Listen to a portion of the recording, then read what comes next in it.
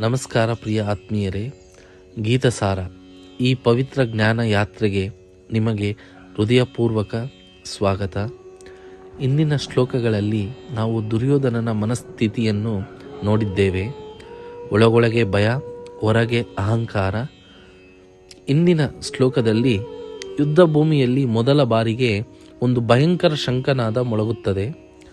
ಆ ಶಂಖನಾದ ಯಾರು ಊದಿದರು, ಏಕೆ ಊದಿದರು ಎಂಬುದು ತಿಳಿಯೋಣ ಬನ್ನಿ. ಇಂದಿನ ಭಗವದ್ಗೀತೆ ಅಧ್ಯಾಯ 1 ಶ್ಲೋಕ 12 ಅರಿಯೋಣ.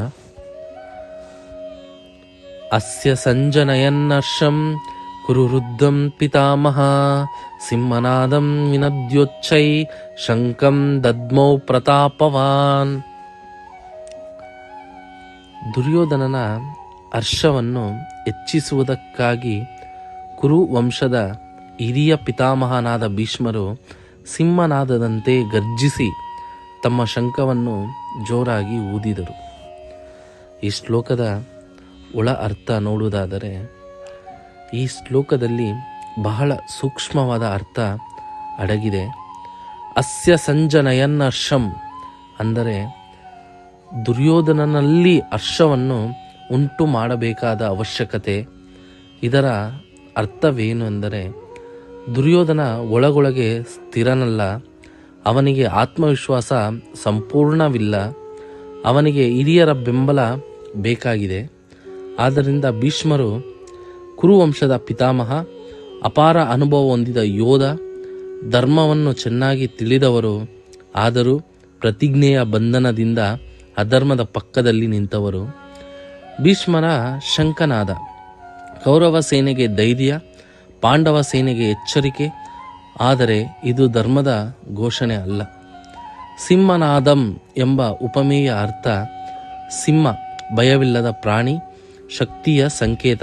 ಆದರೆ ಇಲ್ಲಿ ಶಬ್ದ ಜೋರಾಗಿದೆ, ಆದರೆ ಧರ್ಮ ದುರ್ಬಲವಾಗಿದೆ.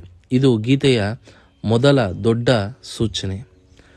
ಈ ಶ್ಲೋಕದಲ್ಲಿ ನಮ್ಮ ಜೀವನಕ್ಕೆ ಅನ್ವಯವಾಗುವ ಸತ್ಯ, ನಮ್ಮ ಜೀವನದಲ್ಲೂ ಇದೇ ಸತ್ಯ.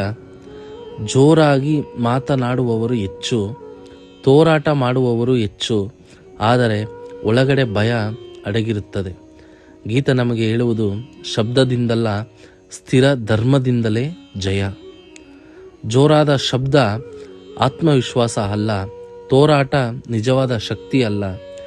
ಧರ್ಮವಿಲ್ಲದ ಧೈರ್ಯ ಕ್ಷಣಿಕ, ಶಾಂತ ಮನಸ್ಸೇ ಶಾಶ್ವತ ಶಕ್ತಿ ಎಂಬುದು ನಾವು ಇಲ್ಲಿ ಅರಿಯಬಹುದಾಗಿದೆ. ಪ್ರಿಯ ಸ್ನೇಹಿತರೆ, ಇಂದಿನ ಶ್ಲೋಕ ನಮಗೆ ಸ್ಪಷ್ಟವಾಗಿ ತಿಳಿಸುತ್ತದೆ, ಜೋರಾಗಿ ಗರ್ಜಿಸುವುದರಿಂದ ಸತ್ಯ ಸಾಬೀತಾಗುವುದಿಲ್ಲ. ಶಾಂತವಾಗಿ ಧರ್ಮದ ಜೊತೆ ನಿಂತರೆ ಜಯ ಖಚಿತ. ನಮ್ಮ ಜೀವನದಲ್ಲೂ ಶಬ್ದಕ್ಕಿಂತ ಸತ್ಯವನ್ನು ಹಿಡಿಯೋಣ, ತೋರಾಟಕ್ಕಿಂತ ತತ್ವವನ್ನು ಬದುಕೋಣ. ನಾಳೆ ಮತ್ತೊಂದು ದಿವ್ಯ ಶ್ಲೋಕದೊಂದಿಗೆ ಮತ್ತೆ ಭೇಟಿಯಾಗೋಣ. ಒಂದು ಶ್ಲೋಕ, ಒಂದು ಚಿಂತನೆ, ಒಂದು ಜೀವನ ಬದಲಾವಣೆ. ಹರೇ ಕೃಷ್ಣ.